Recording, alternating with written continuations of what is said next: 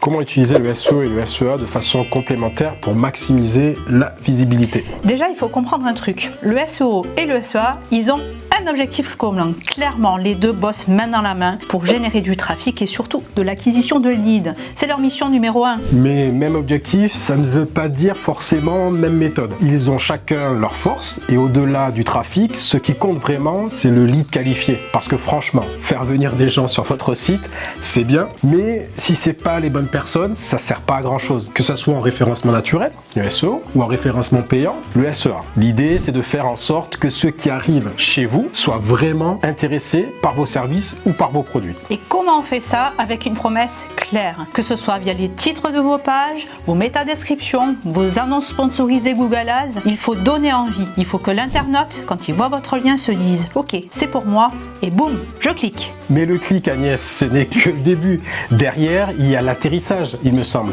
Et là, il y a deux options.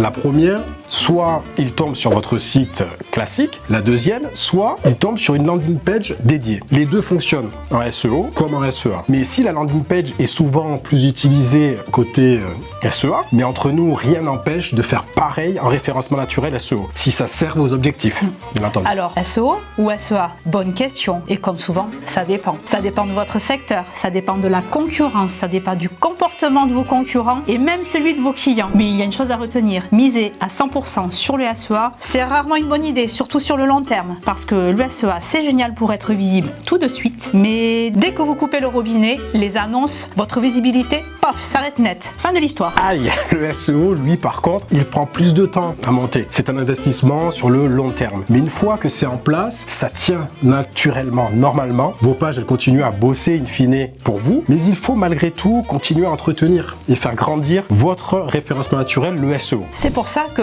SEO et SEA sont complémentaires. Le SEA, c'est pour les coups de boost, un lancement de produits, une nouvelle gamme, une opération spéciale comme les soldes. Là, vous avez besoin d'être visible tout de suite. Le SEO, c'est la base solide qui assure votre visibilité sur la durée. Mais attention, la bonne dose de SEO, référencement naturel, SEA, ça dépend aussi de votre stratégie, de votre marché, de si vous êtes en B2B ou en B2C, si vous vendez un produit ou si vous vendez un service. Bref, SEO plus SEA, c'est un duo gagnant, mais il faut l'équilibrer, adapter et ajuster en fonction de vos objectifs.